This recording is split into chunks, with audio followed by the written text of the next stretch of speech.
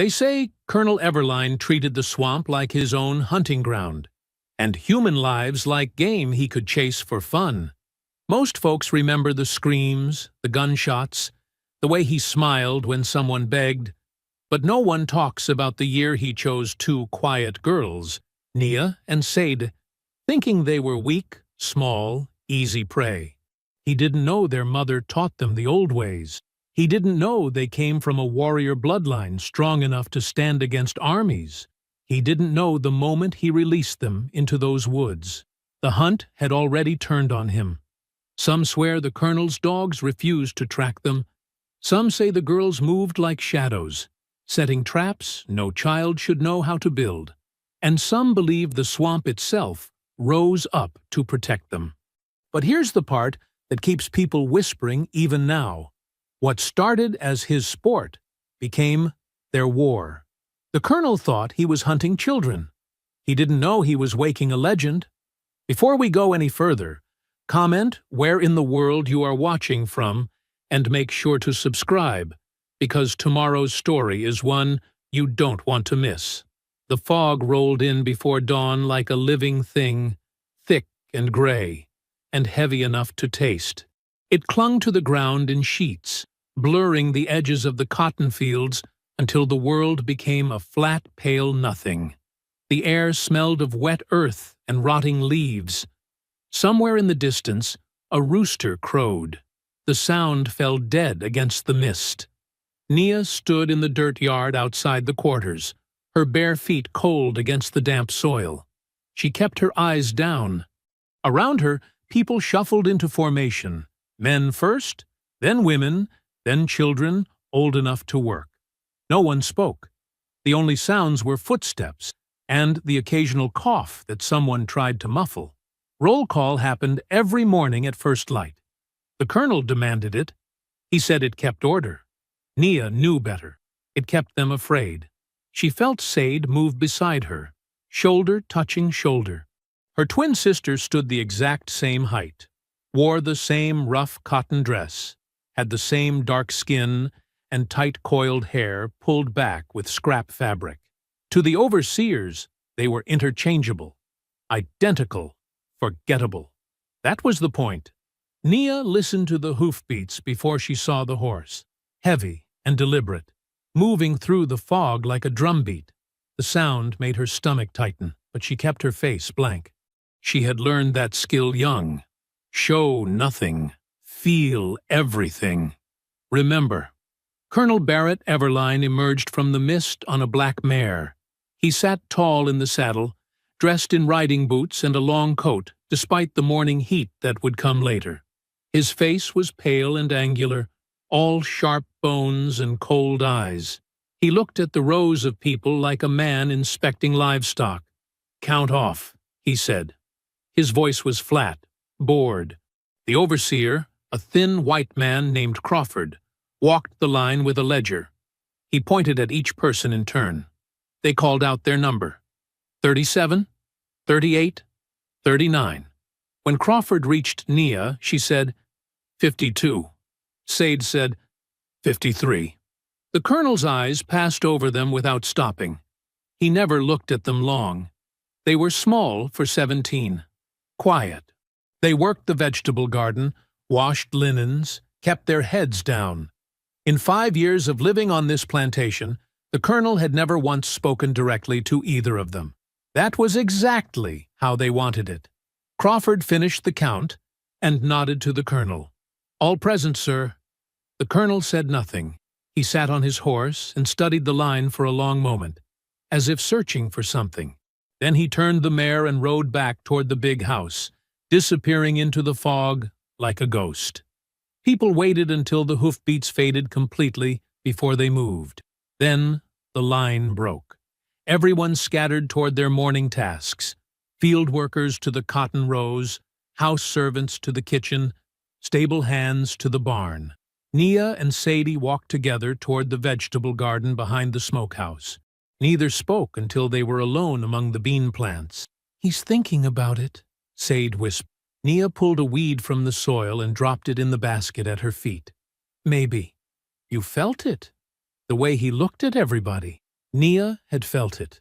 The colonel always looked different when he was planning the hunt. His eyes moved slower, lingered longer, like he was choosing meat at market. She reached for another weed, her fingers working automatically. The motion triggered something in her mind, a memory, sharp and sudden. Her mother's hands over hers, guiding her fingers through the soil. Feel the root before you pull. Know where it ends. Otherwise you leave part of it behind, and it grows back stronger.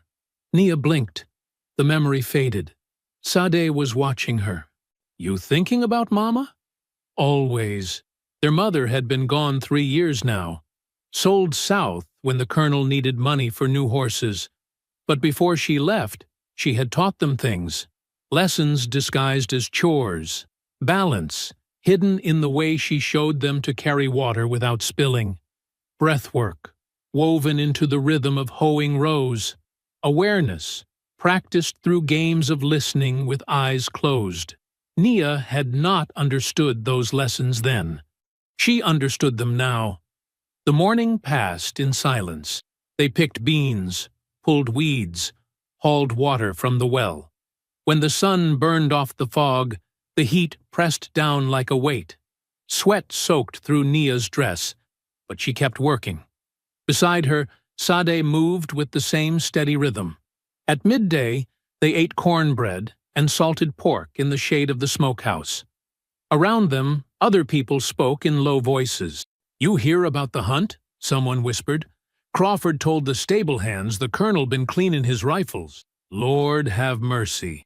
Mercy ain't got nothing to do with this place. Nia chewed slowly.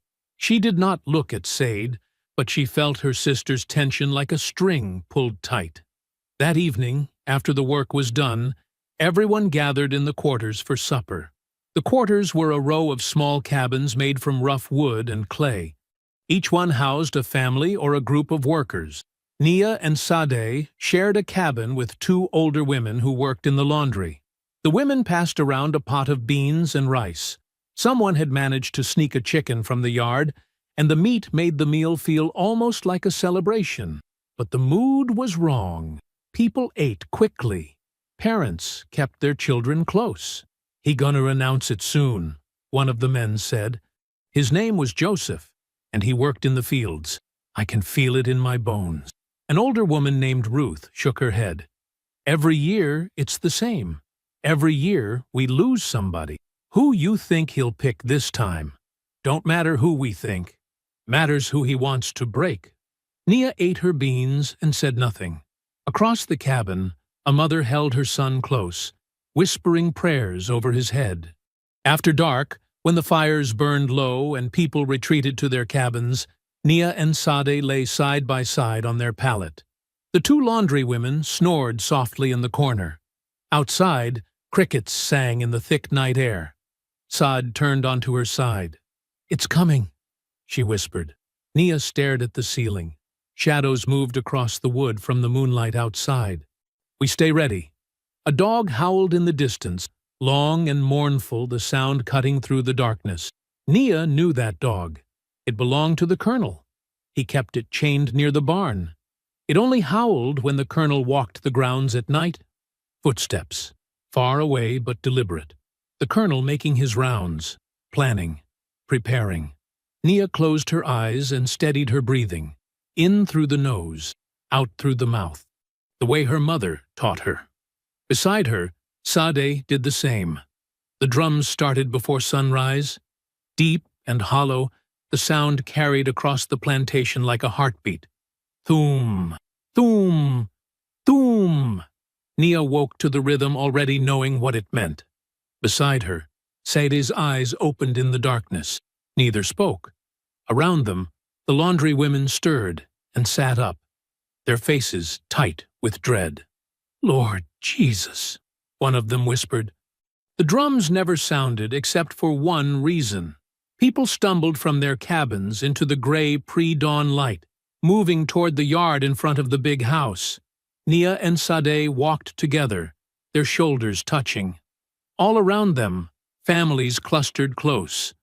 Mothers gripped their children's hands. Old men leaned on walking sticks and kept their eyes down. The yard filled slowly. 53 people standing in the dirt, waiting. The colonel appeared on the second-floor balcony of the big house as the sun broke the horizon. He wore a clean white shirt and dark pants. His hair was combed back. He looked rested, almost cheerful. Crawford stood beside him with a leather-bound book. "Good morning," the colonel said. His voice carried easily across the silent crowd. "I trust you all slept well." No one answered. He smiled. "As you know, it has been some months since our last hunt. I believe it's time we resumed the tradition."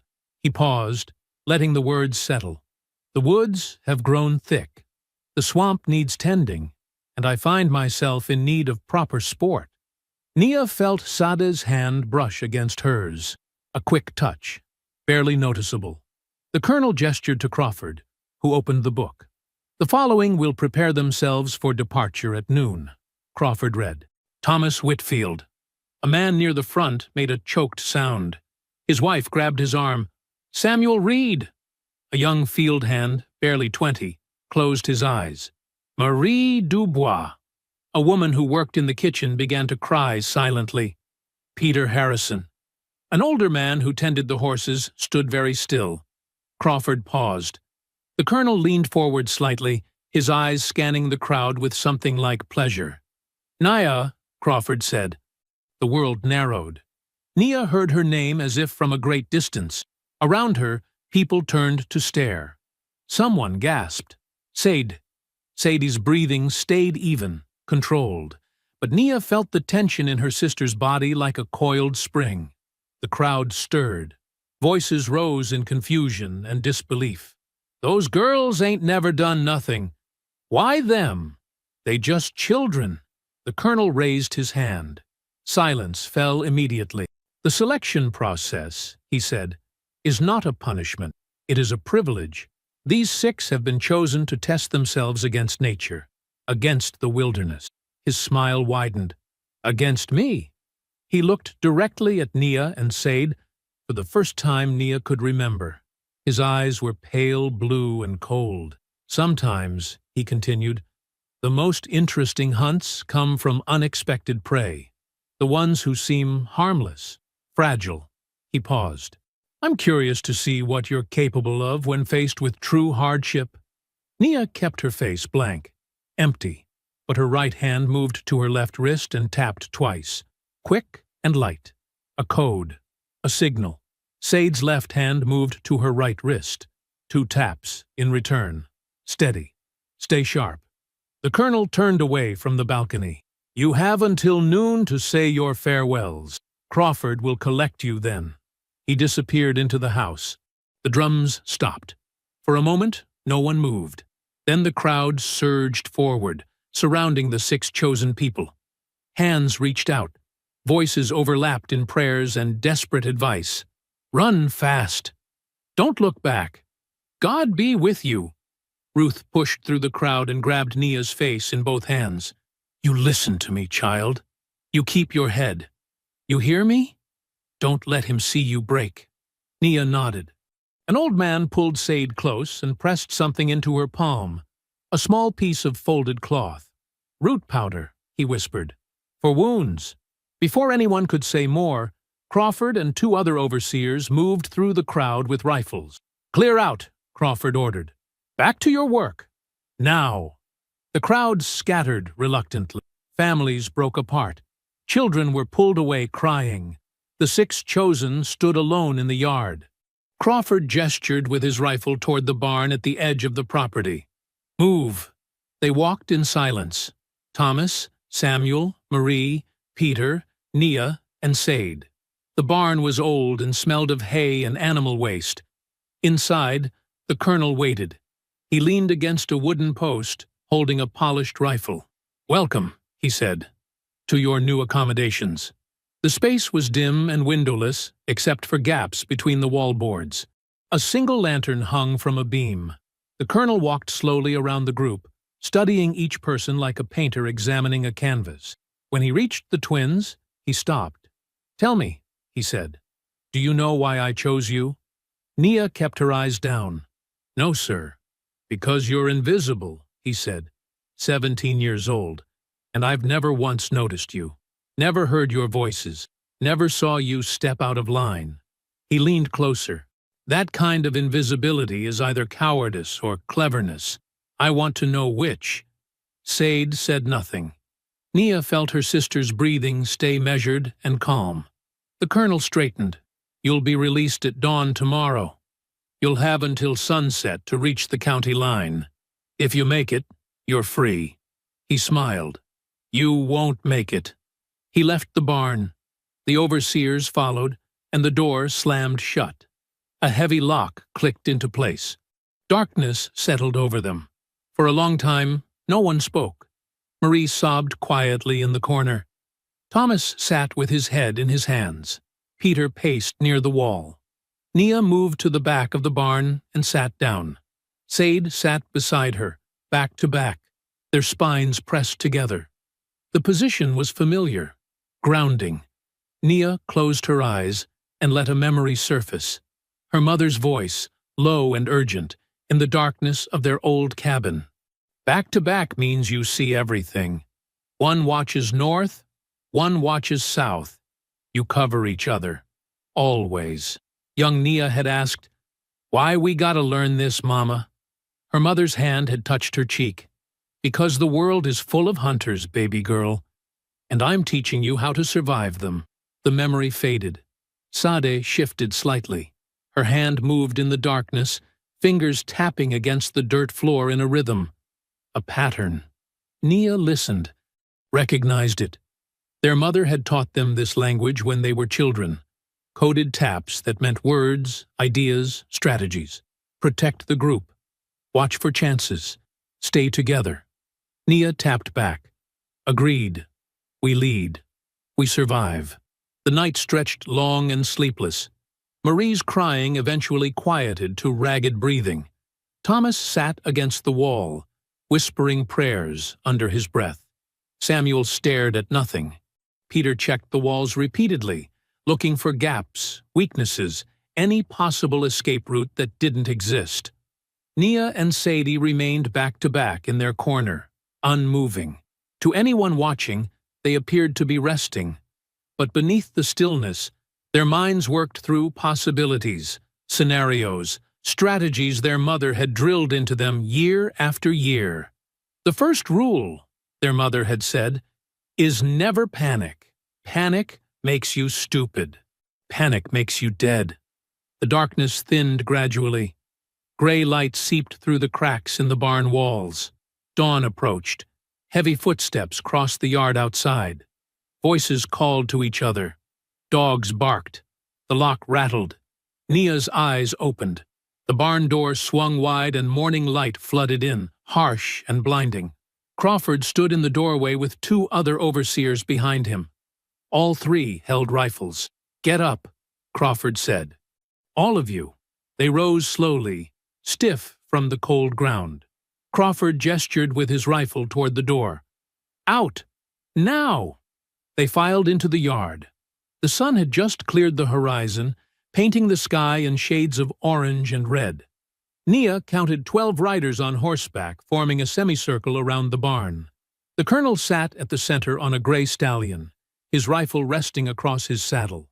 3 hunting dogs strained against their leashes, their handlers struggling to hold them back.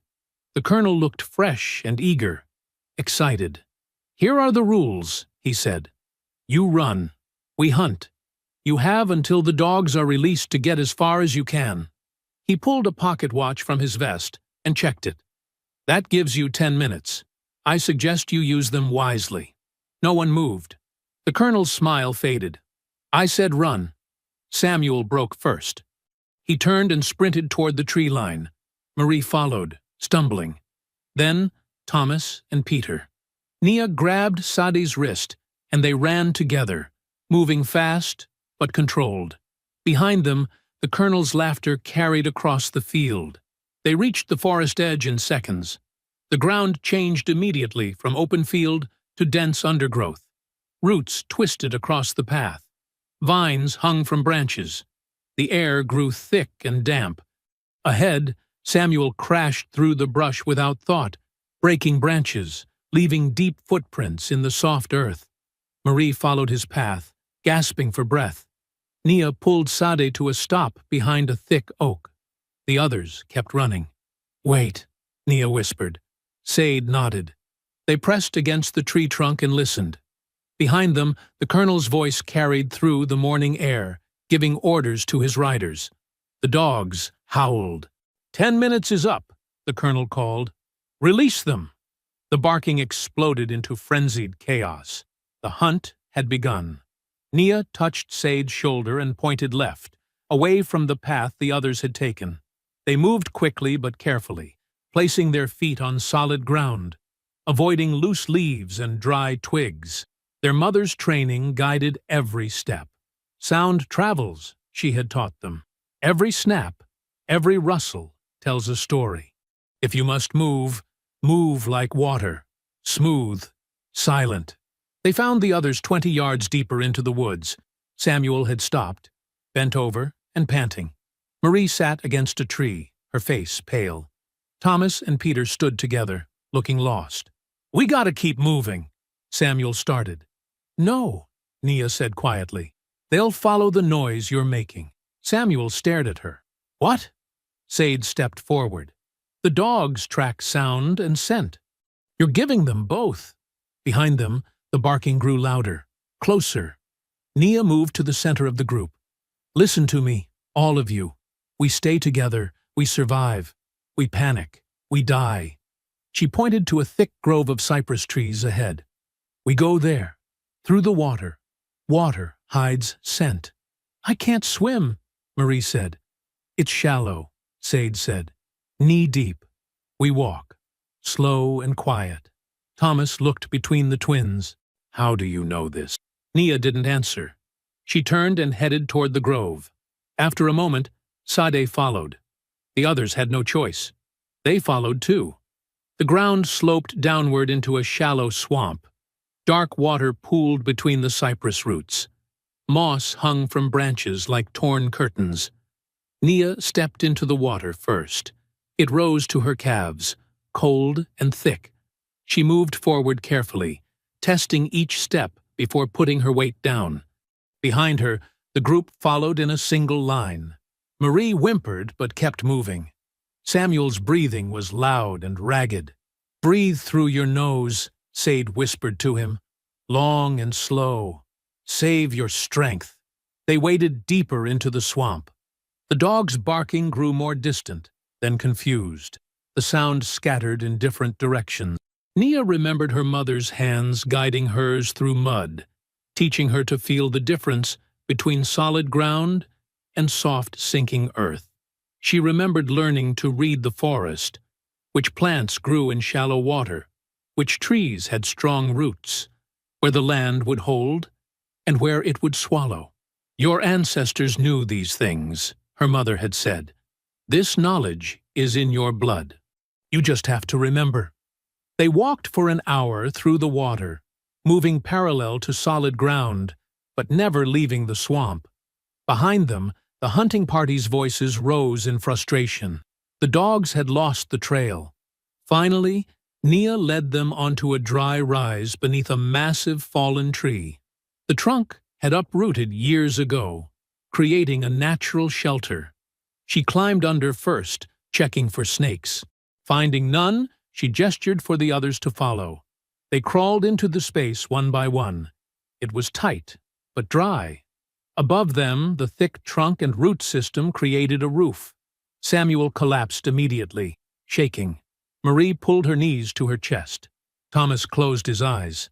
Peter stared at the twins with something between fear and awe. "How did you—" he started. A gunshot cracked through the forest. Everyone froze. Another shot. Then another. Random. Wild. Through gaps in the roots, Nia saw movement in the distance. Riders firing into the trees, into the brush, into empty air. The colonel's voice rose in anger, shouting orders. "Find them! They can't have gone far!" More gunshots. A bullet struck a tree somewhere close, sending bark flying. The colonel was shooting blindly, hoping to flush them out through fear. No one in the shelter moved. No one made a sound. The shooting continued for another 10 minutes before finally stopping. The riders moved away, their voices fading. Silence settled over the swamp. Marie started crying again, quiet and exhausted. Samuel's hands trembled, but they were alive, all 6 of them. Sade looked at Naya, a question in her eyes. We got through day 1. What happens tomorrow? Nia tapped her wrist twice. Steady. Stay sharp. The afternoon passed slowly. They stayed hidden beneath the fallen tree, listening to the sounds of the forest. Birds returned to the branches. Insects hummed. The swamp went back to its normal rhythms. As sunset approached, rain began to fall. Soft at first, then heavier. Water dripped through the roots above them, but the shelter held. The rain would wash away any remaining scent. The dogs would be useless tonight. Thomas finally spoke, his voice hoarse. You two saved us today. Nia didn't respond. How did you know what to do? Peter asked. Saad met his eyes. Our mama taught us. Taught you what? How to survive, Nia said simply. The rain fell harder, drumming against the leaves, turning the forest floor to mud. Night settled in completely. In the distance, they could see the faint glow of the hunting party's campfire. The colonel and his riders would sleep warm and dry tonight. They would eat hot food. They would drink and laugh and plan tomorrow's hunt. But they had caught nothing today. For the first time in the history of the Everline hunts, the prey had survived the first day. Nia felt Sade shift beside her in the darkness. Their shoulders touched, back to back again. Sade's fingers moved against the dirt floor, tapping, asking, "What's the plan for tomorrow?" Nia's fingers answered, "Tomorrow we end this." Dawn broke gray and wet. The rain had stopped sometime in the night, leaving the forest dripping and heavy. Nia woke first, her body stiff from sleeping on damp ground. She lay still for a moment, listening. Birds called in the distance. Water dripped from leaves. Normal sounds. She touched Sade's shoulder. Her sister's eyes opened immediately, alert. The others stirred slowly. Marie groaned. Samuel's breathing was ragged, like he'd been running in his sleep. Thomas sat up and hit his head on a root. "We need to move," Nia whispered. Peter looked at her through the dim light. "Where?" "Deeper," Sade said. "Deeper into the swamp?" Samuel's voice cracked. "That's crazy." Nia crawled to the edge of their shelter and peered out. The forest was thick with morning mist. Visibility was poor. That worked in their favor. "The colonel thinks we'll run toward the county road," Nia said. "That's where he'll search first, so we go the opposite way."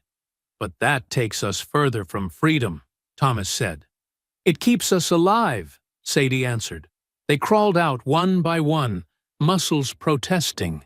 Marie could barely stand. Her dress was torn and muddy. Samuel's hands were cut from grabbing at branches during yesterday's run. Nia studied the ground. The rain had turned everything to mud and standing water. Good. Harder to track. She led them south, away from the plantation, deeper into the marsh. The water rose quickly from ankle-deep to knee-deep. The bottom was soft and treacherous. Behind them, somewhere in the distance, dogs began barking. The hunt had resumed. Nia moved faster, choosing a path through the thickest vegetation, places where horses couldn't follow, where riders would have to dismount and struggle through on foot. Every 50 yards, she stopped and backtracked, creating false trails. She broke branches at odd angles, disturbed mud in one direction while the group moved in another. Sade helped, working silently, remembering everything their mother had taught them. "A good hunter tracks what they see," their mother had said. "A great hunter questions what they see. Make them question everything." They reached a section where the swamp opened into a wide, shallow pool. Dead trees stood like grave markers in the water. Nia waded in first, testing the depth. It stayed waist-high. "Cross here," she said. "Stay in my footsteps exactly." The group followed her path through the water. Behind them, the barking grew louder, then stopped abruptly. The dogs had reached the pool's edge and lost the scent in the water. Voices carried across the marsh. The colonel's riders shouting to each other, confused, frustrated. Nia led them to the far side and onto a narrow strip of solid ground covered in thick palmetto. They pushed through the dense growth, leaving barely a trace. An hour passed. Then, 2. The sun climbed higher, but remained hidden behind thick clouds. The air grew humid and close. Mosquitoes swarmed. Marie swatted at them weakly, too exhausted to care much. Around midday, they heard splashing behind them. Heavy, clumsy. A horse and rider forcing their way through the marsh. Nia raised her hand. Everyone froze. The splashing continued for several minutes, moving in circles. The rider was lost, searching blindly. Then the colonel's voice rang out, distant but clear. "Damn this swamp! Worthless dogs can't track through water." More splashing. "Moving away now." The group remained still for another 10 minutes. Finally, the sounds faded completely. Sadie touched Nia's arm and pointed northeast, back toward the plantation. The long way around. Nia nodded. They changed direction, moving parallel to dry land but staying in the marsh, where tracking was impossible. By late afternoon, they had circled completely around the colonel's search area. The plantation came into view through the trees. Distant. Quiet. Nia studied the guard positions. 2 men at the main road. 1 near the equipment barn. None watching the eastern edge near the fields. She led the group to the tree line and waited, watching, patient. As sunset approached, the guards changed shifts. In that brief moment of transition, Nia moved the group across open ground and into the slave quarters. People stared as they emerged from between the cabins, muddy and exhausted. Someone gasped. A woman covered her mouth. "Lord have mercy," an old man whispered. They came back. Before anyone could say more, guards appeared, 3 of them running from the main house. "There! The runners!" The group was surrounded immediately. Rough hands grabbed them. Samuel didn't resist. Marie collapsed. The guards hauled them toward the big house. The colonel appeared on the porch, his clothes soaked and muddy. His face was red, his eyes wild. He stared at the 6 captives being dragged across the yard. All 6. Alive. 2 days, he said, his voice tight. 2 days in the swamp and you caught nothing? Not one? The guards looked at the ground. One mumbled an excuse about the rain. The colonel descended the stairs slowly. He walked along the line of captives, studying each face. When he reached the twins, he stopped. "You," he said to Nia. "You led them, didn't you?" Nia kept her eyes down, said nothing. "I know you did." He leaned closer. "Little girls who never caused trouble before, never spoke out of turn, never ran." His breath smelled like whiskey. "But you made a fool of me out there." Still, Nia said nothing. The colonel straightened. "Lock them up. All of them. I'll decide their punishment tomorrow." The guards dragged them to the holding barn and threw them inside. The door slammed shut. A lock clicked. In the darkness, the 6 of them collapsed on the dirt floor. "We're alive," Peter whispered. "I don't understand how, but we're alive." Thomas laughed, a sound close to hysteria. "Those dogs couldn't find us. The horses got stuck." The colonel came back looking like he'd been swimming in mud. Outside, voices drifted from the quarters, quiet but excited. "Did you see?" All 6 came back. "Them twins did something. Had to be them. Outsmarted the colonel himself. Ain't never seen nothing like it." Nia and Sade sat together in the corner, listening. They didn't speak, didn't acknowledge the whispers. Their mother's voice echoed in Nia's mind. A warrior's greatest weapon is being underestimated. Let them think you weak. Let them think you lucky. Never let them see the truth. Evening fell. The plantation settled into uneasy quiet. On the big house porch, Colonel Barrett Everline sat alone with a bottle of bourbon. He'd changed into dry clothes, but still felt cold, humiliated. His wife had watched him return from the swamp, muddy and empty-handed. She'd said nothing, but her expression spoke clearly. Disappointment, maybe even shame. His riders had made excuses. The rain, the dogs, the terrain. But he knew the truth. 6 slaves had outwitted him, run circles around his best hunters, made his annual tradition, his sport, look like a fool's errand.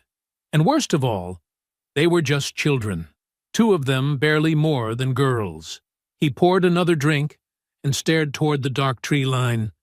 Lightning flickered in the distance, a storm building. They made a fool of me, he muttered to the empty porch. Thunder rolled across the plantation. The first drops of rain began to fall. The colonel gripped his glass until his knuckles turned white.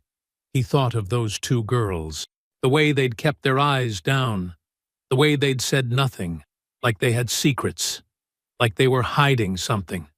"This isn't over," he said quietly, "not by a long shot." The gunshot cracked through the pre-dawn darkness. People scrambled from their cabins, hearts pounding. Children pressed against their mothers. Men stood in doorways, scanning the yard for danger. Another shot, then a third. The sound came from the big house, from the colonel's second-floor window, pointed straight up at the sky. Someone was making noise, making sure everyone heard. As pale light crept over the fields, a bell rang. The gathering bell. Everyone to the yard. Now! The enslaved community shuffled toward the main house in small groups. Worried faces, hushed voices. Parents kept children close. Nia and Sadi emerged from the holding barn under guard. 2 men walked them across the mud to where the crowd was forming. People stared. Some looked grateful the twins had survived. Others looked afraid. Afraid of what those girls had brought down on everyone. The colonel appeared on the balcony. He wore clean clothes, but his face looked haggard. Dark circles under his eyes, hair uncombed. He gripped the railing with both hands. "Yesterday," he began, his voice rough, "6 runners returned from my hunt. All 6. Alive." The crowd stayed silent. This has never happened before. He paused, letting the words sink in. "In 15 years of the hunt tradition, never once has my prey escaped unharmed." A woman near the front shifted her weight nervously. "I have been made to look weak," the colonel continued, "made to look incompetent. By children." He pointed at the twins. "By 2 girls who pretend to be simple, obedient, harmless." Nia kept her eyes on the ground. Beside her, Sade's jaw tightened. "So I'm announcing a new hunt," the colonel said. "Effective immediately, but this time there will be only 2 runners." He smiled without warmth. "Nia and Sade. No one else. Just them." Gasps rippled through the crowd. An old woman stepped forward. "Colonel, sir, please, silence!" His roar echoed across the yard. "I don't want to hear begging. I don't want to hear excuses. Those girls humiliated me. Now they'll pay for it." A man tried next. "They just children, sir. They didn't mean no harm. They made fools of trained hunters." The colonel's face flushed red. "They led my riders in circles, made my dogs useless, walked back onto this plantation like they'd been on a Sunday stroll." He slammed his fist on the railing. "That kind of disrespect cannot stand." The crowd pressed together, trying to make themselves small, invisible. The colonel composed himself slightly, though his hands still shook. "The hunt will begin tomorrow at dawn. Just the 2 girls. And this time," he leaned forward, "this time I will not return until I have proof of their capture." Capture, not death. The word hung strange in the air. Before anyone could process it, the sound of hoofbeats approached from the main road. A single rider, moving fast. Everyone turned. A man on horseback came through the plantation gates. Young, maybe mid-20s, dressed in riding clothes that looked expensive but practical. His posture was straight, military. His eyes swept the gathered crowd with cold assessment. The colonel's expression changed. Surprise, then something harder to read. Nathaniel? The rider dismounted smoothly and climbed the porch stairs. Father. They stood face to face on the balcony. The family resemblance was clear. Same build, same sharp features. But where the colonel burned with visible rage, this man remained controlled, icy. "What are you doing here?" the colonel asked. "You're supposed to be at the academy until December." "I received your letters," Nathaniel said. His voice carried across the yard, despite being calm. "About the problems you've been having. The failed hunt. I thought you might need assistance." The colonel's jaw worked. Pride wrestled with humiliation. "I can handle my own affairs." "I'm sure you can." Nathaniel glanced at the twins, then back to his father. "But 2 heads are better than 1, especially when family honor is at stake." The colonel studied his son. "You want to join the hunt." "I want to restore what was damaged," Nathaniel corrected.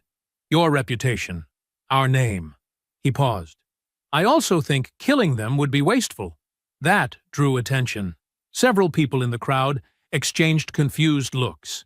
"Wasteful," the colonel repeated. "They clearly have skills," Nathaniel said. "Skills that allowed them to evade experienced hunters for 2 days. That's not luck. That's training." He looked directly at the twins now. "I'd like to know where they learned it. Who taught them? What else they might know." Understanding crept into the colonel's expression. "You want them alive?" "For questioning." "Yes." Nathaniel's tone remained flat, professional, like he was discussing livestock. "After that, you can do as you please." The colonel considered this. His anger hadn't cooled. It still simmered beneath the surface. But his son's logic appealed to him. Finding out how 2 slave girls had outsmarted him might restore some of his damaged pride. "Fine," he said finally. "You'll join me tomorrow. We'll bring them back alive if possible." "Thank you, Father." Nathaniel descended the stairs and walked toward the twins. The guards stepped aside. Nathaniel stopped 3 feet away, studying the girls like they were specimens under glass. His gaze moved from their faces to their hands to their posture. Nia felt his eyes cataloging everything, measuring, analyzing. "Interesting," he murmured, more to himself than anyone else. Then he turned and walked back to his horse without another word. The colonel dismissed the crowd with a wave. "Get back to work, all of you. And remember, anyone who helps these girls escape will join them in the swamp." People scattered quickly. The guards grabbed the twins and marched them toward a different building. Not the holding barn this time. A storage shed near the equipment house. Smaller, more secure. Inside, the space was dim and cramped. Shelves lined the walls, holding tools and rope and old grain sacks. The guards pushed the twins inside and locked the door behind them. Nia waited until the footsteps faded. Then she moved to the corner and knelt. The floor was hard-packed dirt, dry and dusty. "What are you doing?" Sade whispered. "Planning." Nia began tracing lines in the dust with her finger. The shape of the swamp, the plantation boundaries, the places they'd hidden during the first hunt. Sade joined her, understanding immediately. Together they recreated the terrain from memory. Every landmark, every dangerous section, every potential advantage. "We can't use the same tricks," Sade said quietly. "They'll expect the false trails now." "I know." Nia traced a new path through the dust. "So we go deeper, past the cypress grove, into the old growth section where the trees are thick and the ground stays wet. That's dangerous." "Everything's dangerous now." Nia sat back on her heels. "But that area is harder to navigate, harder to search. And there's places there Mama showed us once. Places we can use." Sade studied the dust map. Their mother had taken them into those old sections twice, years ago, shown them hidden dry patches, taught them how to read the subtle differences in vegetation that indicated solid ground versus quicksand. "The Colonel won't know that terrain," Sade said slowly. "No, he won't." Naya drew a small circle deep in the map. "But we do." They spent the afternoon reviewing everything, every lesson, every technique. Nia spoke in whispers, reciting their mother's words like prayers. "Speed is nothing without direction.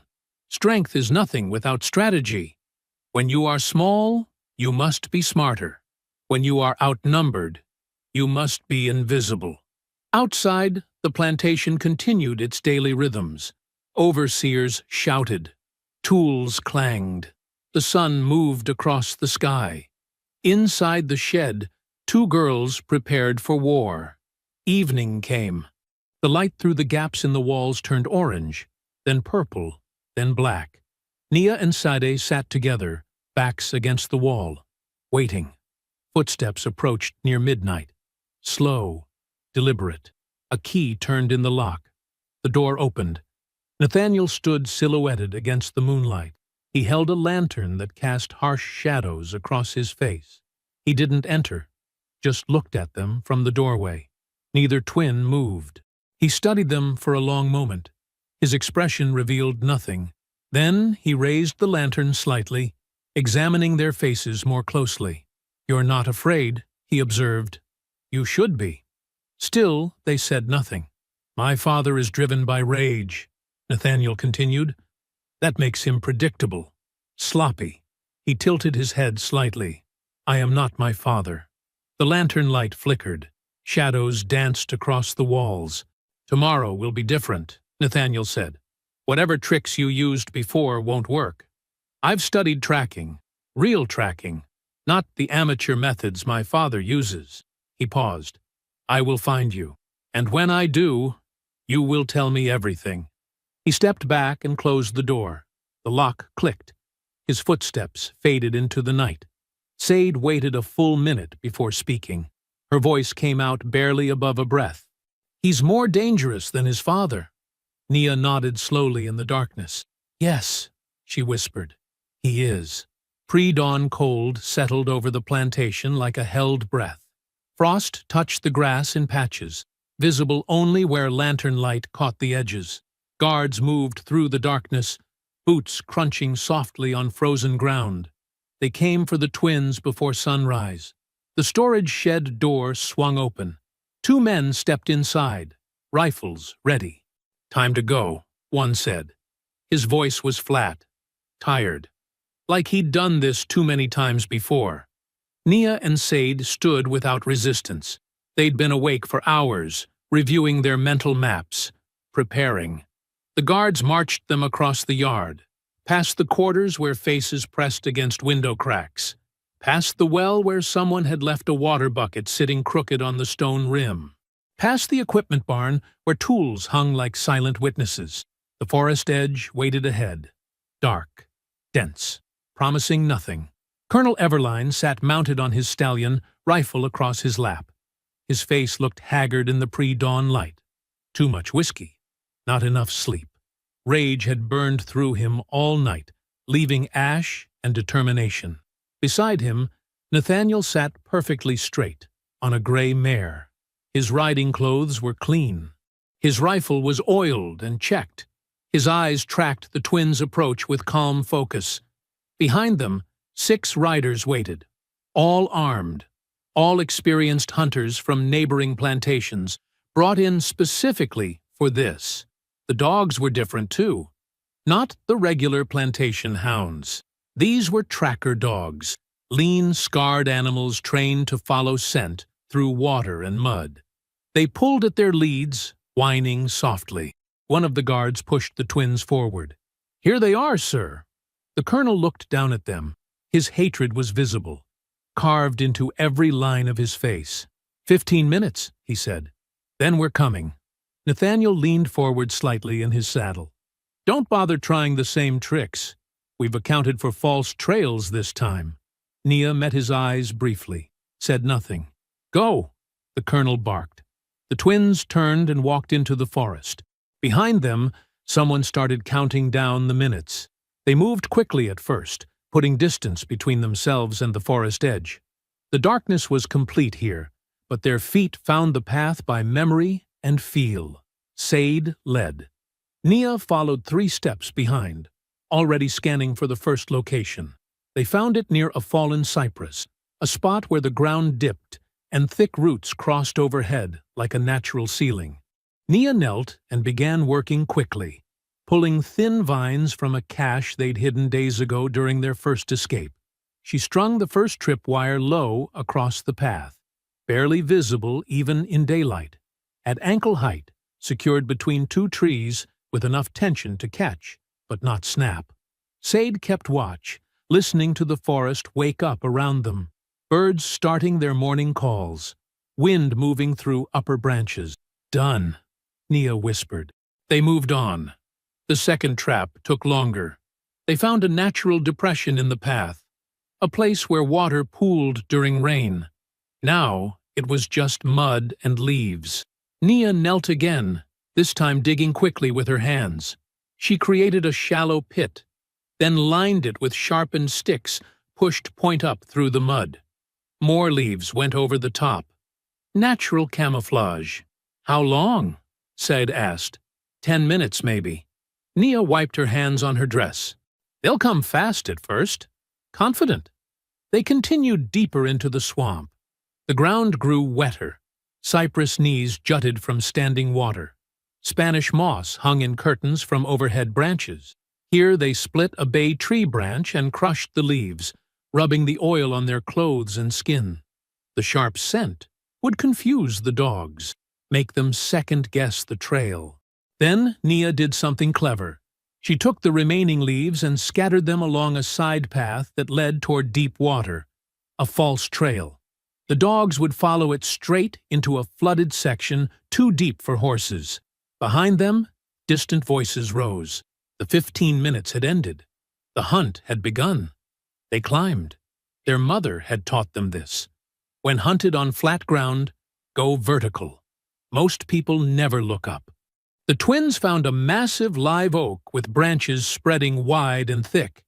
Nia went first, finding handholds in the bark. Sade followed, moving just as silently.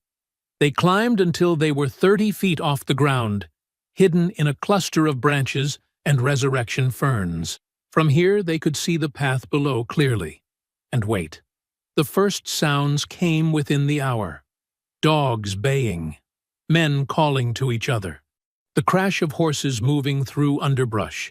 The hunting party appeared on the path below. The colonel rode in front, his face set in grim determination. Nathaniel followed close behind, eyes scanning the ground for signs. The dogs strained forward, noses down. Then the first man hit the tripwire. He went down hard, his horse stumbling sideways in surprise. The man cursed loudly, clutching his ankle. "Hold!" Nathaniel called, raising his hand. The party stopped. Nathaniel dismounted and examined the wire. He touched it carefully, following it to where it connected on both sides. "Deliberate," he said. His voice carried upward. "They're setting traps. Then we go around them," the colonel snapped. "That's what they want." Nathaniel straightened. "They're controlling our movement, pushing us where they want us to go." "I don't care what they want." The colonel kicked his horse forward. "We keep moving." The party continued, more cautious now. The injured man stayed mounted but kept weight off his bad ankle. They reached the mud pit 10 minutes later. This time, a horse found it first. The animal's front leg punched through the leaf covering and hit the sharpened sticks beneath. It screamed, a terrible sound that echoed through the swamp, and reared backward. The rider fell, landing hard on his back. 2 other men rushed to help, while someone tried to calm the panicking horse. Blood showed on the animal's leg. Not deep, but enough to matter. Nathaniel dismounted again, studying the pit. "Organized," he murmured. "Planned." The colonel's face had gone purple. "Keep moving." "Sir, we should move," they continued. But the confidence was fracturing now. Men watched the ground more than the path ahead. Progress slowed. The dogs reached the false trail and pulled hard toward the deep water. Their handlers struggled to hold them back as the animals whined and bayed, certain the scent led forward. One handler gave in and followed his dog into the flooded section. Within 20 yards, water reached his horse's chest. The animal refused to go further, turning back despite the handlers cursing. From their perch high above, Nia and Sade watched it all. They didn't speak, just observed, noted patterns, tracked positions. The hunting party was splitting up, some following the false trail, others trying to cut around. Nathaniel stayed central, but his attention was divided. The sun climbed higher. Midday came and went. Another trap caught another horse, this one a snare that tangled in its rear legs and sent rider and mount both crashing sideways into palmetto scrub. By late afternoon, the hunting party had scattered into 3 separate groups. Communication between them grew difficult. Frustration mounted. One man suggested turning back. The colonel threatened to shoot him. Nathaniel said nothing, but his expression had shifted. The cold calculation remained, but something else moved beneath it. Uncertainty, maybe, or growing respect for an enemy he'd underestimated. As sunset approached, the men made camp in a small clearing. They built fires, tended injuries. The mood was dark, tense. The twins stayed in their tree, watching orange firelight flicker below. They ate wild berries they'd cached earlier, drank water from cupped leaves collecting dew. Night settled over the swamp.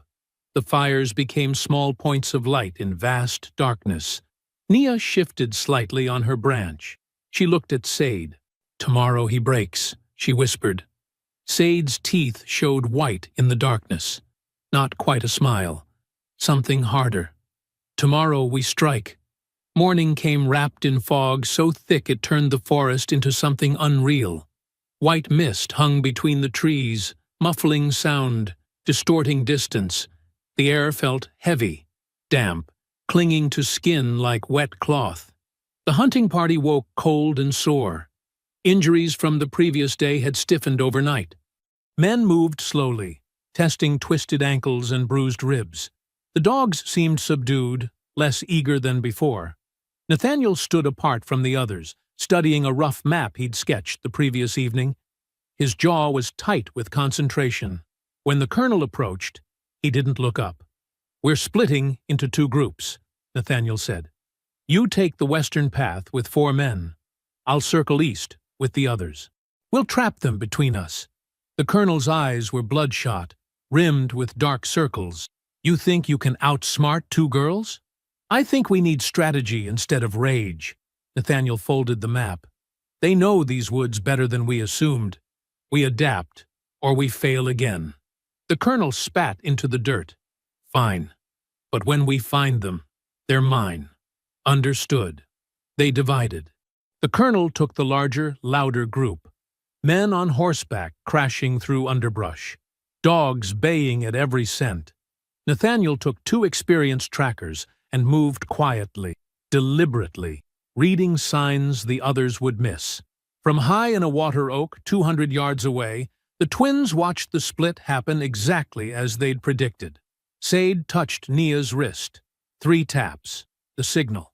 They climbed down silently and began moving parallel to Nathaniel's group, staying just out of sight, but leaving traces. A broken fern here, a disturbed patch of moss there. Enough for a skilled tracker to follow. Not enough to seem obvious. Nathaniel found the first sign within 20 minutes. He knelt, examining the crushed vegetation. His fingers traced the outline of a small footprint in soft earth. "Fresh," he said quietly. Within the last hour, his men readied their rifles, but Nathaniel held up a hand. "No shooting, unless I give the order. I want them taken alive." They continued forward. The fog grew thicker as they moved into a section of swamp the twins had scouted 3 days prior. Ancient cypress trees rose like pillars, their bases swallowed by dark water. The ground became uncertain, solid in some places, treacherous in others. The twins stayed ahead, moving in a wide circle. They used their mother's teaching, controlled breathing, weight distributed across the whole foot, eyes always scanning 3 directions at once. When they found what they needed, Sade smiled slightly. A natural depression surrounded by thick palmetto scrub. The ground looked solid, covered in layers of old leaves and fallen branches. But underneath, the earth had eroded away, leaving a sinkhole 8 feet deep with walls of slick clay. They worked quickly. More leaves scattered across the weak section, branches arranged to look naturally fallen. Then they created the bait. Nia climbed a tree 50 yards past the sinkhole. From there, she cupped her hands and made a sound. Not quite a bird call, not quite human. It echoed strangely in the fog, seeming to come from multiple directions at once. Below, Nathaniel's head snapped toward the sound. He gestured for his men to stop, listening. The sound came again, closer this time, or maybe further. The fog made it impossible to tell. "There!" one of the trackers whispered, pointing. They moved toward it. Nathaniel led, stepping carefully, rifle ready. His boots found the false ground around the sinkhole. Tested it. It held. He took another step. The earth collapsed. Nathaniel fell hard, disappearing into the hole with a crash of breaking branches and a sharp cry of pain. His rifle clattered against the clay walls before splashing into muddy water at the bottom. His men rushed forward. "Sir! Don't!" Nathaniel's voice came from below, tight with pain. "Don't come closer." "The ground's not stable." The twins dropped from nearby trees, silent as shadows. They moved fast. One tracker turned at the sound and found Nia's hand striking his throat. Not hard enough to crush, but enough to steal his air. He went down gasping. The second tracker raised his rifle. Sade was already inside his guard, twisting the weapon from his grip with a technique their mother had drilled into them 1,000 times. The man stumbled backward and fell, scrambling away into the fog. The twins looked into the sinkhole. Nathaniel sat at the bottom, one leg bent at a wrong angle. Mud covered him from chest to boots. His face was pale but controlled, watching them with something that might have been respect mixed with hate. "Clever," he said through gritted teeth. Nia descended carefully, finding handholds in the clay walls. Sade stayed above, watching for the escaped tracker's return. At the bottom, Nia removed Nathaniel's pistol from his belt, his knife from his boot. She found a small brass compass in his jacket pocket and a leather water flask. Both went into her dress pocket. "You could kill me," Nathaniel said. "No one would know how." Nia looked at him. Her face showed nothing. "We're not you." She climbed back up. Together, the twins pulled thick vines from nearby trees, living vines, still flexible and strong. They lowered them into the hole. "Tie them around your chest," Sadie ordered. Nathaniel hesitated, then complied. The twins hauled him up slowly, his injured leg dragging uselessly. When he reached the top, they didn't release him. Instead, they walked him to a massive live oak and positioned him upright against the trunk. The vines wrapped around his torso, his arms, securing him to the tree. Not tight enough to cut off blood, but impossible to escape without help. Nathaniel's breath came hard and fast. Pain and humiliation warred in his expression. "My father will find you," Nia finished. "That's the point." They stepped back, looked at their work, at this man who had wanted to capture them, own them, perhaps worse. Sade's hand trembled slightly. "We should—" "No." Nia's voice was firm. "We're not them." But the words felt hollow, because they had hunted him, trapped him, taken his weapons and left him bound and helpless. The line between survival and cruelty was thinner than she'd imagined. "Mama wouldn't," Sade started. "Mama's dead." Nia turned away. "Because of men like them." They left Nathaniel tied to the tree and moved back into the fog. Behind them, his breathing grew ragged as shock set in. An hour later, distant shouts echoed through the swamp. The colonel's voice, calling for his son, calling for his men. The panic in it was audible even from far away. The twins kept moving, circling wide, staying invisible. When dusk began falling, painting the fog purple and orange, a new sound cut through the swamp. A scream, wordless, primal, filled with rage so pure, it made the birds scatter from the trees in panicked clouds. The colonel had found his son. The twins paused, listening. That scream echoed on and on, becoming something inhuman, something that promised violence beyond reason. Nia and Sade looked at each other. The doubt from earlier was gone, burned away by that terrible sound. They had crossed a line. There was no going back, only forward. The first thin tendrils of smoke appeared just before dawn. Nia woke to the smell of burning wood. Not cook fires, too much of it, too wrong. She touched Sadie's shoulder. Her sister was already awake, staring eastward toward the plantation through gaps in the morning fog. Dark columns rose against the pale sky. Not one, multiple.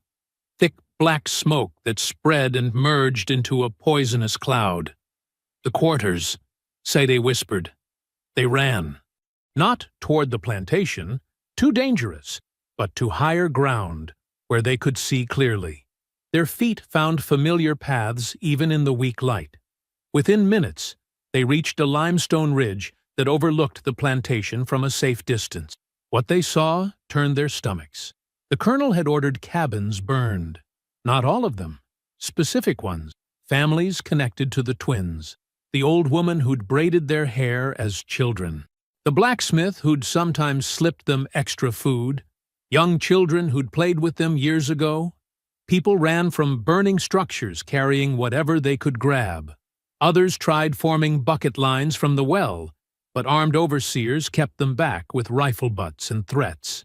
The colonel sat on his horse in the center of it all, watching the destruction with eyes that held no sanity. He's burning their homes, Nia said quietly. To punish us. Sade's hands clenched into fists. We should? There's nothing we can do from here. But the burning continued. The colonel shouted orders. More men emerged from the big house carrying torches. They moved toward the next row of cabins. Women screamed, children cried. Men stood frozen, knowing resistance meant death. The twins watched in helpless fury as their community suffered for their actions. An hour passed. The fires were allowed to burn themselves out. The colonel gathered everyone in the yard, every enslaved person from field to kitchen.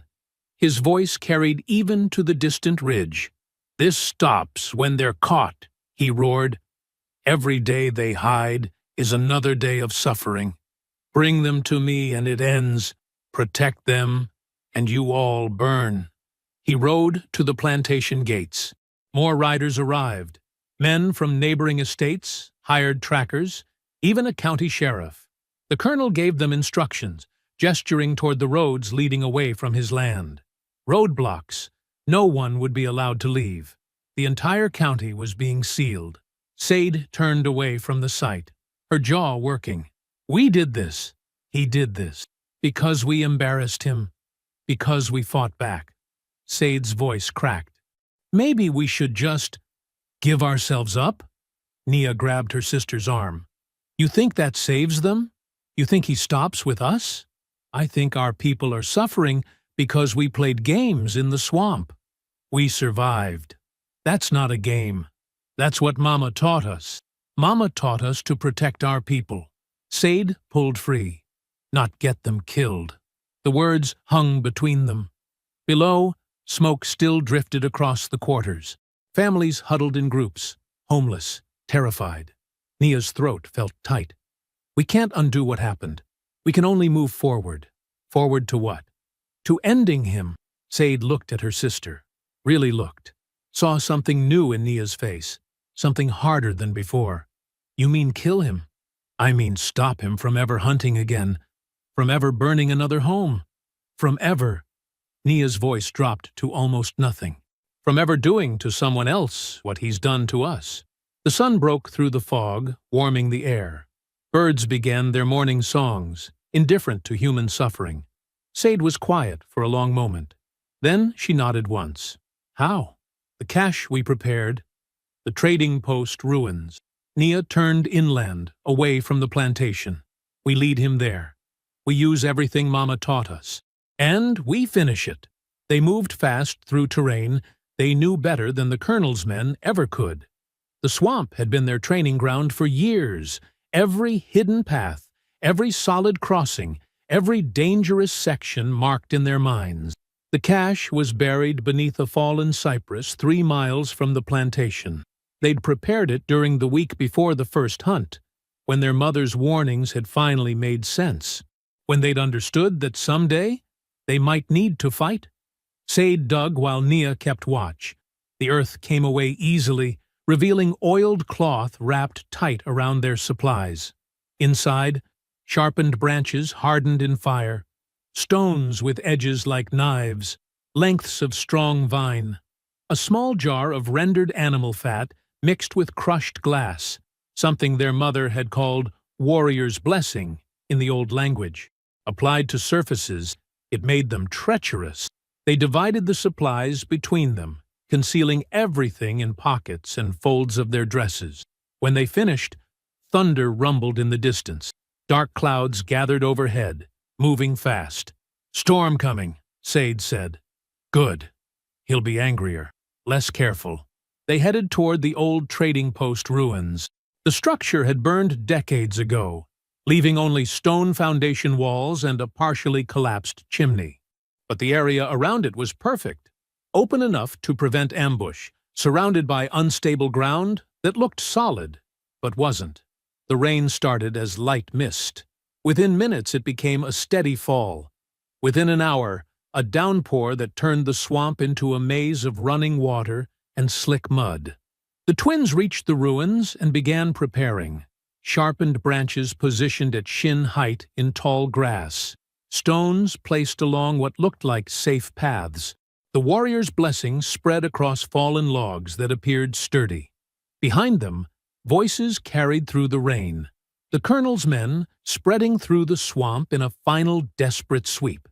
And closer, cutting through the storm, the Colonel's voice, screaming threats, making promises of torture so detailed they barely sounded human. Nia and Sade stood in the center of the ruins, rain soaking through their clothes, running down their faces. Lightning flashed. Thunder followed immediately after. Nia looked at her sister. "This ends tonight." They crossed a fallen log slick with rain, moving toward their final position. Behind them, torchlight flickered between the trees despite the downpour. The Colonel was coming. The last hunt was beginning. And this time, only one side would walk away. The trading post ruins stood like a skeleton against the storm-dark sky. Stone walls jutted from mud and rotted wood. The roof had collapsed years ago, leaving only blackened beams pointing toward angry clouds. Rain hammered everything, turning the ground into thick soup that sucked at their feet. Nia and Sadie moved through the structure separately, each taking opposite ends. They'd walked these ruins before during training sessions with their mother. Back then, she'd called it the place of breaking. Now they understood why. This was where people like them had been stripped, inspected, sold like livestock. The auction block still stood in the center, a raised stone platform stained with decades of weather and suffering. Thunder rolled overhead, deep enough to feel in their chests. Sade crouched near the western wall, pulling a sharpened branch from her dress. She wedged it into rotted timber at knee-height, angling it toward where someone running would naturally step. The wood was soft from rain and age. It would give way under weight, sending anyone onto the spike beneath. Across the ruins, Nia worked near the collapsed eastern section. The floor there looked solid, but wasn't. She tested it with her foot. Boards shifted and cracked. She marked safe spots in her mind, then scattered leaves to hide the dangerous areas. They moved in silence, communicating through hand signals their mother had drilled into them since childhood. A closed fist, position set. 2 fingers, spotted danger. An open palm, ready. Lightning split the sky. In that brief flash, they saw each other across the ruins. Saad gave the signal. Ready. The voices came minutes later.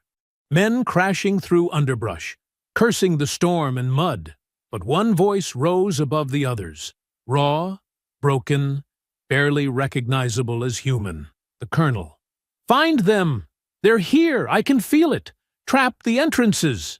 His men spread around the perimeter, but the ruins had multiple gaps in the walls. No way to seal them all.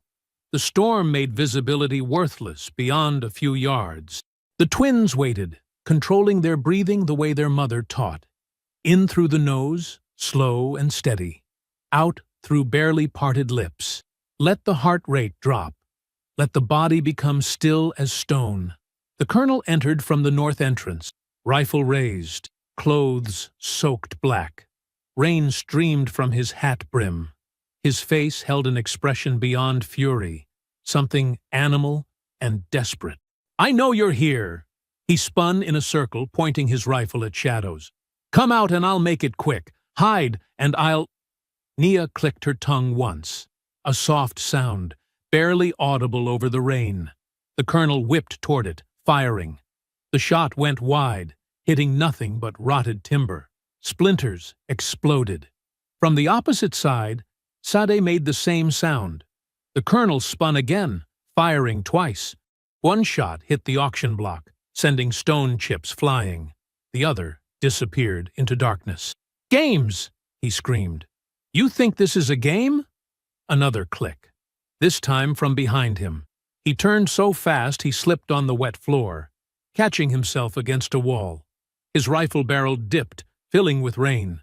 The twins began moving, not running, gliding, feet finding solid ground while the colonel stumbled through puddles and mud. They circled him slowly, using the walls for cover, staying in his peripheral vision. Their mother's voice echoed in both their minds. Never give the full profile. Never stand still. One distracts, one strikes. But tonight, neither was ready to strike yet. Tonight, they let the building itself become their weapon. The colonel staggered toward the center, trying to find stable ground. His boot caught on Sade's hidden spike. He jerked sideways, falling against a support beam that cracked under his weight. He scrambled up, breathing hard, looking older than before. Weaker. Cowards! Face me! Nia appeared at the eastern wall. Just for a moment. Long enough for him to see her. The colonel roared and charged. His feet hit the section she'd marked unsafe. Boards cracked. He dropped knee-deep into rotted flooring, his rifle falling from his hands. He clawed at solid ground, pulling himself free, splinters embedded in his palms, blood mixed with rain, making his hands slick. Sade showed herself at the western wall. You, he gasped, pointing. You think you're warriors, your property, your... She disappeared before he finished. He retrieved his rifle, limping now. One leg wasn't working right from the fall. He moved toward where she'd been, but the path was blocked by debris. He turned to go around it. Both twins appeared simultaneously, flanking him from opposite sides. Not attacking. Just standing there, visible, waiting. The colonel's head swung between them. His rifle could only point one direction. Which one first? Sade asked quietly. Doesn't matter, Nia answered. He only gets one shot. The colonel's hands shook. Rain poured down his face. He aimed at Nia, then switched to Sade, then back. His finger trembled on the trigger. Mama taught us the circle, Nia said, moving 3 steps to her left. Sade moved 3 steps right. Now they flanked him at different angles. He couldn't watch both without turning completely around. Taught us patience, Sade continued, taking another measured step. Nia matched her, maintaining the circle. The colonel fired at Nia. Missed. The shot went high, hitting the ruined chimney. Before he could aim again, both twins moved. not toward him, but sideways, maintaining their positions around him like points on a compass. "Taught us that some men don't deserve mercy," Nia said. "Taught us that justice isn't always pretty," Saad added. They moved again. The colonel turned in place, trying to track them both. His injured leg buckled. He caught himself against the auction block. Lightning flashed, illuminating everything in stark white. In that moment, the twins charged. Not wild, not angry, completely controlled. The twins moved as one force, closing the circle. The colonel swung his rifle like a club, but they'd already anticipated it. Said dropped low while Nia went high. His swing hit nothing but rain-soaked air. His back foot landed on the weakened section of floor. The boards gave way completely this time. He fell backward, arms flailing, rifle flying from his grip.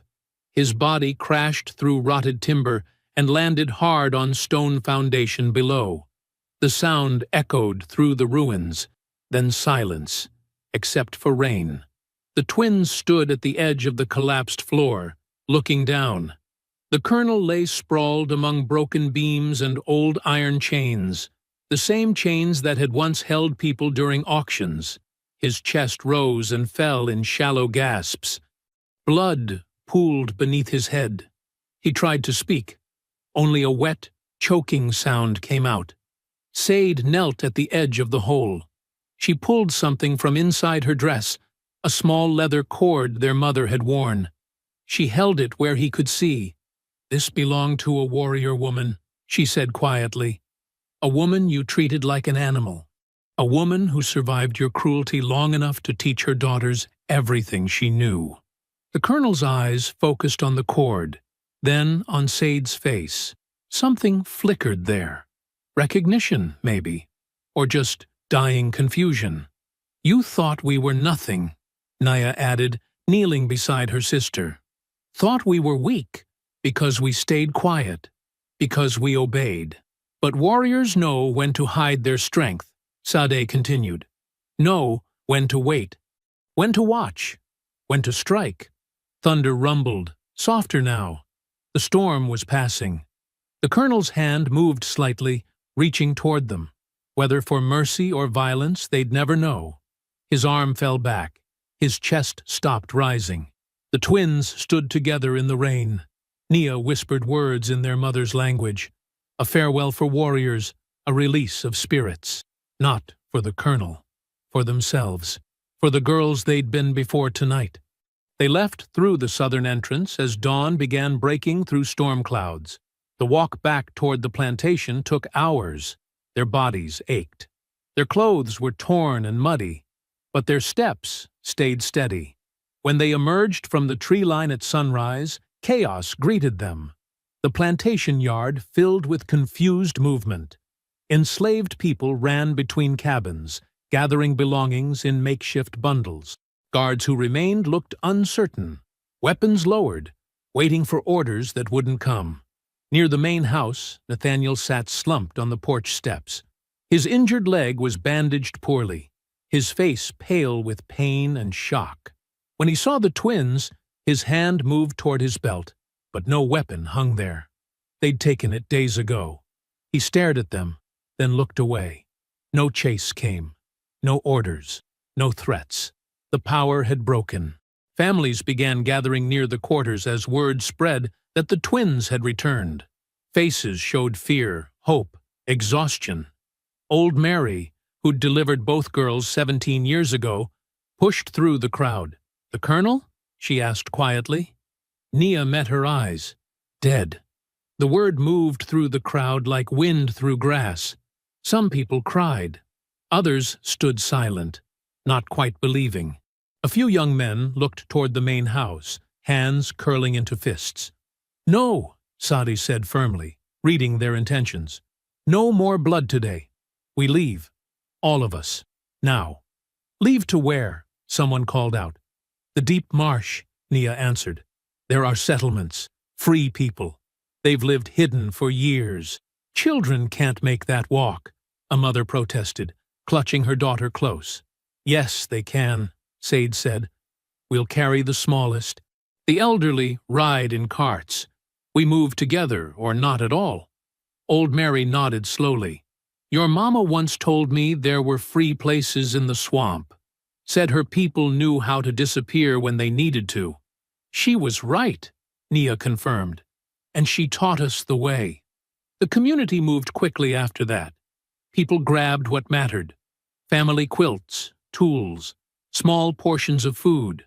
The plantation's remaining guards made no attempt to stop them. Some even looked relieved.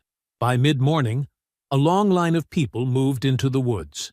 The twins led from the front, while strong men guarded the rear. Children rode on shoulders or in hastily built travois. The elderly leaned on walking sticks, supported by younger arms. The journey took 3 days. They moved carefully through difficult terrain, following paths only the twins seemed to know. At night, they camped in dry clearings, building small fires that produced little smoke. People whispered prayers and sang soft songs that wouldn't carry far. On the second day, a child asked Sade, "Are there really free people in the swamp?"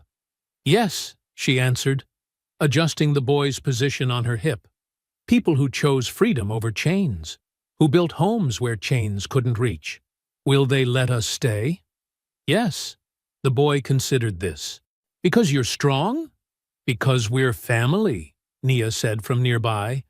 And family protects family. On the third day, they reached the hidden village. It appeared gradually, structures built into massive cypress trees, walkways connecting platforms above the waterline, gardens growing on floating reed beds. People emerged from dwellings, cautious at first, then welcoming as they recognized the signs of escaped families. An older woman stepped forward, her hair gray but her stance strong. She looked at the twins with knowing eyes. "You're Adana's daughters," she said. It wasn't a question. "Yes," they answered together. "She told us you'd come someday. Said when her girls arrived, they'd bring others with them." The woman smiled. "Welcome home." The community absorbed the newcomers like water into parched earth. Families were given shelters. The injured received care from healers who knew root medicine and bone setting. Children were fed first, then elderly, then everyone else. Over the following weeks, life took new shape. The twins taught what their mother had taught them: how to read the swamp, how to move silently, how to build structures that wouldn't be seen from outside. They trained young people in defense, not for violence, but for protection. Nia helped establish watch rotations and early warning systems. Sade organized hunting groups and food preservation. Together, they became what the community needed: protectors, teachers, leaders, but never masters, never owners. One evening, Old Mary sat with them near a cook fire. "Your mama would be proud," she said quietly. "She gave us the tools," Nia replied. "We just had to learn when to use them." "Some never learn that," Mary said. "Some let anger choose for them." "We were angry," Sade admitted. "Still are, sometimes." "But anger didn't guide your hands," Mary observed. "Something steadier did." The twins exchanged looks. "She taught us that warriors fight for something," Nia said. "Not just against." Months passed. The settlement grew as more people found their way to freedom. Crops flourished. Children who'd known only fear began playing freely. Elders who'd carried decades of pain found peace in community. One sunset, Nia and Sade stood at the settlement's edge, watching purple sky reflect in dark water. Laughter drifted from where children played a chasing game, squealing with joy. "He hunted us to break us," Sade said quietly. Nia nodded, "but he only awakened who we were born to be." They stood in comfortable silence, watching their community thrive. Somewhere in the distance, a night bird called. The swamp answered with 1,000 small sounds of life continuing. The colonel thought he was hunting children. He never understood he was waking a legend. I hope you found that story powerful. Leave a like on the video and subscribe so that you do not miss out on the next one. I have handpicked 2 stories for you that are even more powerful. Have a great day.